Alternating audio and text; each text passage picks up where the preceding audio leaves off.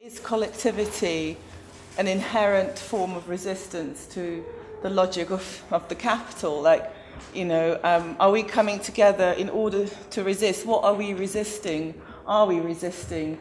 Is working together just a way of sort of creating a support network? But why, how does, for example, what Hata was saying, like how does a friendship become a political friendship? What makes it political? Being a collective and using all this effect could of course work exactly in the favor of capital. But when we say that friendship would be a piece for us actually, and I think it would be a larger model for feminism, what we take into account is the responsibility that we have for the others. And I think many times in the art field and also in other fields, this responsibility is not present, but on the contrary, it's always, even if you work in a team, even if you work in a collective, in a way is self-promotion, or is maybe a better way of making self-promotion. So collectivity is not in itself a strong enough form, in our opinion, but when you combine it with this kind of responsibility that friendship contains, then it could take a political form. What kind of person you are in any situation. It's like thinking about this and trying to find hierarchies from this point of view, like always thinking where are you coming from in relation to the others and taking care of the others. It could be also our text. It's really nice. It's very beautiful. And I think friendship is for us also the basis of what we do, I mean, we all became friends through being linked, yeah? Initially, we didn't all know each other. I mean, for us, this is very important, actually, because we all come out of the art market. You just told us that here the art market is not non-existent or very low. In Germany, of course, we have an art market, yeah, and we are all professional artists except for one person in our group. So we all have our long experience or short experience. We have in the group everything between someone 26 just finishing school to I think you are 53. So a whole range of personal experiences, and I think we all have a strong longing for art as being a means of communication between us. And something that we live in together, yeah, that we share in the everyday life, as you said. And that is not just something that we produce, everybody's alone in her studio, to put out on the market and to be in this sort of like early capitalism mode, to be an unprotected worker that is in total concurrence to the other workers. Yeah. And you talked about institution and a way of doing critical art education within an institution, and the kind of tensions in a way in which just by merely coming as a collective into an institutional frame with the hierarchy, something shifts. And I wanted to just tease out a little bit more around how do you kind of find that the frame of the institutional frame can be shaken perhaps even a bit more? It's really a conflict, and it becomes more and more a conflict because like this educational term in curating appears to or is there, which is nice, of course. But on the other hand, of course, if you do critical art education, the discourse is in Germany it's really hip, I'd say. Yeah. So of course, when you go in the institution and do the critical art education and are part of the program of the institution, in the same hand you work for the institution and their reputation. So this is really a conflict. On the other side, I think what shakes are really little moments when we are in the space, because we work a lot in the space in the museum during the opening hours. We do all our exercises, all our performances, and these are the moments where the institution is shaken. For me, I also work with the gallery in Istanbul, and my one foot in a gallery and one foot, it is a, I can say, non-profit organizations, we can say, Curated also, because as an artist, we usually support ourselves. We don't contact with any sponsorship or something like that. Sure, yeah, okay, we was we joined different exhibition at the museums or something like that. Actually, I'm thinking about all the time about different type of collectives, and think about it that thinking collectively it's not a homogeneous term, and I see some kind of here. You speak about the network of artists which enables you through the friendship to be visible, to be present, to make archive and to build some kind of self-sustainable network of artists. And on the other side, with Harte Group, which is also included friendship like political and ideological concept to approach to the thinking collectively more in a sense and through its work, through gardens and so on. More, I see this somehow, I'm not sure, connected to Silvia Federici approach to the commons. So this is also how to say, different type of thinking collectively and to work collectively, to share the work and actually to intervene in the public space, in the everyday life. But this is also important what we do when we are part of collective. This is someone mentioned self-promotion, or it is, you know, just to be part of some movement and to make some intervention, and what we build from this movement. Is it collective or just intervention, and it's a temporary zone, or it's something that should be permanent? But we are not a network, a loose network of individual artists that just help each other promote their careers, you know. We also really do work together. Yeah, we work together, and then you can't tell anymore who's the author. But we keep our names because we think that, well, one of our sentences is this: heterogeneity is our strength. I was reminded of the 90s, end of 90s, when we had the big change in Hungary and in socialist, post-socialist region. And it was first time it was Victor Biziano. He brought up the notion of institutionalization of friendship in connection to Irving Group and Yuri Lederman and many important artists. At that time it was mainly male artists, but the reason why he brings up the notion of institutionalization of friendship was the lack of kind of international structure in Eastern Europe. So that it was the first moment when this notion comes up. And since that time, I worked also a lot with this type of this friendship relations and network. And on one hand, I would like to state that the friendship as an institution doesn't mean that there is no hierarchy. If you work for a longer time together in the groups, there is it's a very, very strong hierarchy. The broad social effect. So when you create these small social spaces of 16 people or 4 people or 2 people, do you believe in system change and in a broader social effect? You know, system change is the slogan of...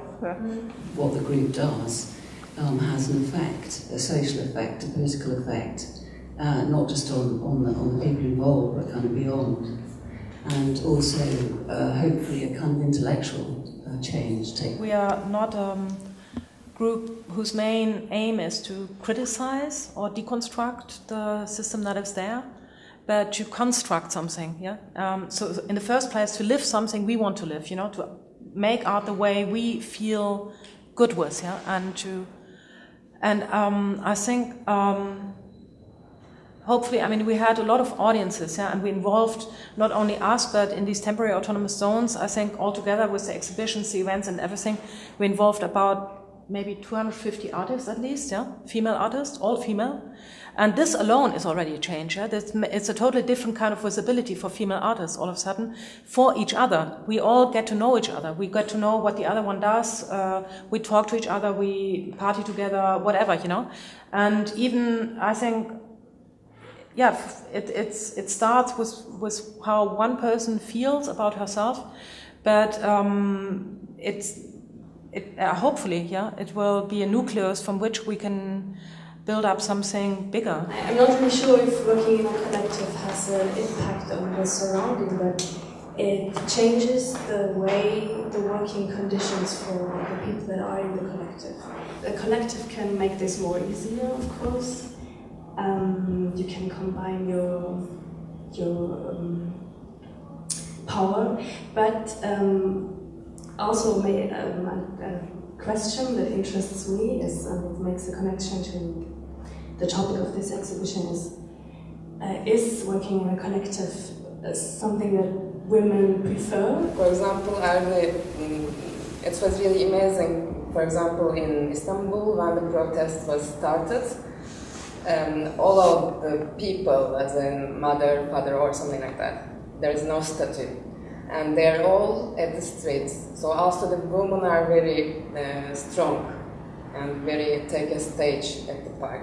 So it is important, and as a collective, it's a little bit open an area, or we can say the collectives a little bit push the system or try to find a way. It creates maybe some space for political imagination, which is also important. Like, I think it's so easy to get completely disappointed and completely depressed, and not to find the power to, I don't know, to really state your position and go on the streets and so on. So maybe sometimes this collectivity is like I said, sometimes gives you the space to, find this power to be a citizen, and sometimes forget you're an artist and you just are on the street as a citizen. And I think it's important to fight these hierarchies in everyday life, and to part of the hierarchy is when you go into the streets and you say in a protest, I'm an artist,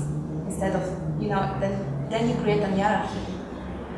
You have to be the same like all the other people, it doesn't matter. Collective work or the forms of collectivity are also a good way to kind of overcome these, depression, insatisfaction with how the world is, and actually our incapacity to kind of fight for alone. And stay and live in this precarious position. On the other hand, I see, collectivities also as a somehow, semi-hypocritical structures. I mean, if we, really brand them with this, name with the political dignity collectivity, while on the other hand, in most of the cases, actually, these are also, very handy forms. Of course, in the societies where there is no, market. I mean, how do you observe, and what are your, experiences with these, dialectics of uneasiness inhabiting the very idea of collectivity, that it, on one hand, gives strength to individuals, kind of connects them through some kind of friendship, but it also connects them through some kind of, interests. In a generation, very little of us here, has institutional background, basically. So we are more or less all freelancers, and on the one hand, when collaborating as freelancers and with institutions or projects that are more professionally, in a sense, hierarchically managed, you're basically only, you're not supposed to be creative. You're there to do your function. So within collective work, which is again then reproducing in a way again our precarious position, which again basically makes possible for the system that it invests very little for a very huge effect. It deconstructs and trying to overcome the mechanisms and the systems the system that we would like to change. We are basically ending up reaffirming it.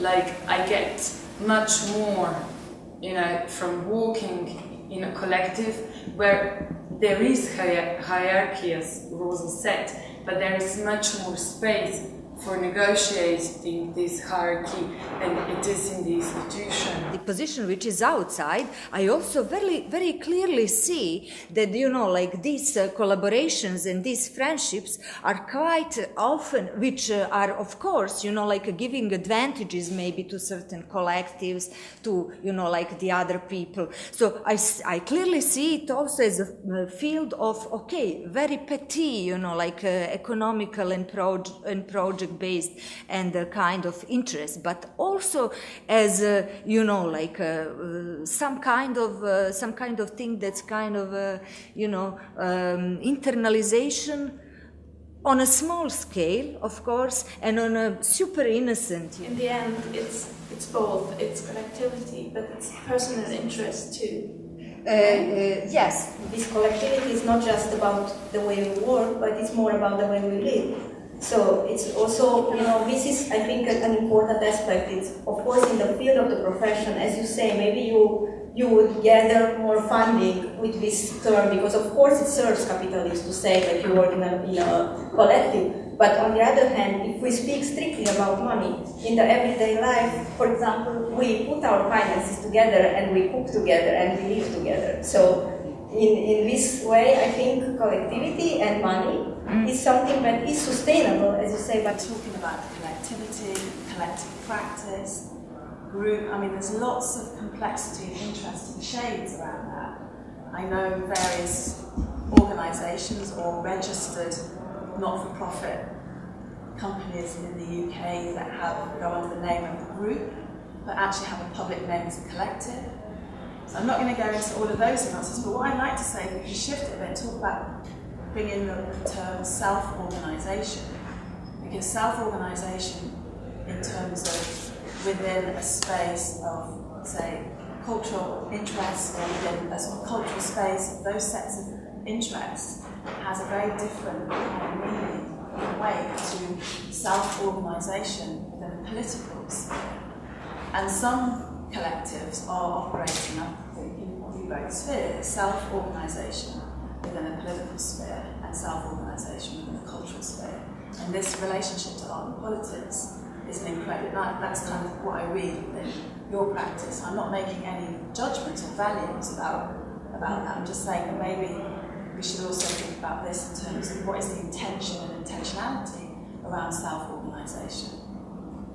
Because that also is where we can sort of start to really map and line where political and the political subjectivity, because I wish it was a given or an inherent thing that if coming together. So the situation here is different from Germany, from what I get from and this is for me interesting. Yeah, I would like to know more about the situation here because I can't relate. So, and we have never been asked by an institution. We don't write papers that describe projects because our basic approach is anarchistic and situationist. So everything we do comes out of a situation where people come together and they have share a joy and share ideas that they want to realize and create, and that we try to help each other to create these ideas. I come from Berlin and I've lived through the 90s. In the 90s we had a lot of political discussions in Berlin, and I've kind of survived them. And I have the feeling the way you are talking, your voice, is a voice that I've heard very often. I appreciate it, and I think criticality is very important, but it's also very important to not self-censor yourself, not to block yourself, not to suspect that everything you do is always already poisoned, because then, you can't even step forward to say, it's wonderful to plant a plant, or it's wonderful to have a friend, or it's wonderful to make art. And I think this is something we need to treasure for ourselves. I mean, maybe I sound pathetic, but I think this is what it's all about.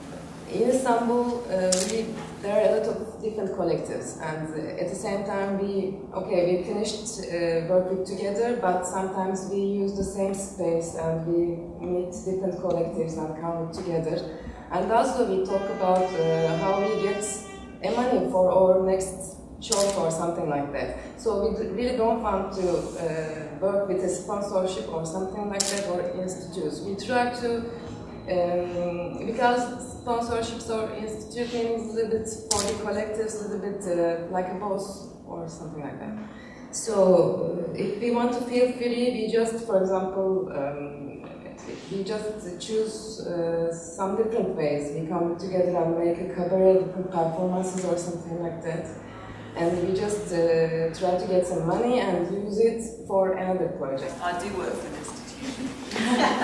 So I'm just outing myself, you know, as well as working freelance. But, you know, the thing that I think we can't take for granted is the capacity for capitalism to consume anything that we put in its way. So any sort of resistance that we put in its way, even the most radical intended collective, isn't sort of safe from being consumed by the capitalist model. How to actually hijack resources. You have to have different modes of address and different ways to speak to different locations and different centres of power. But how do you actually hijack resources and redistribute, and how do you kind of leverage those different kind of intentions? I believe in the possibility of freedom. I do. And I don't agree to these sentences that stand there as if they're like cast in bronze, you know, like, yeah, I am like from head to toe, I'm capitalist, I can't be anything else. Why? Live within a capitalist structure, which I find is structurally violent. I hope there isn't a sense of moral value judgment being placed on things. Maybe we are doing that anyway, and in which case maybe we need to open the space even more to think about how to discuss this so that it doesn't feel like a moral judgment. For me it's very rewarding and I'm happy because I'm doing it.